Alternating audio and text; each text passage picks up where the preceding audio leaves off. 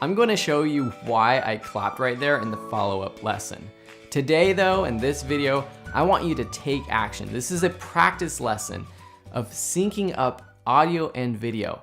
A lot of times with modern cameras, you're shooting with a DSLR camera like what I'm doing right now, and it has a Rode VideoMic Pro microphone attached to it, but the audio from that mic isn't that great. You can hear now it's not as great as the boom mic, the Rode NTG3, which I'm recording with right now as well.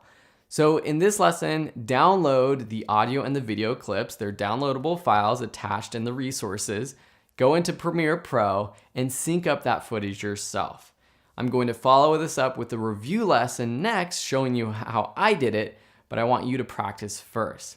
Thanks for watching. If you have any questions, send me a message or post a question on the Q&A tab on the course, and we'll see you in that next lesson. Good luck.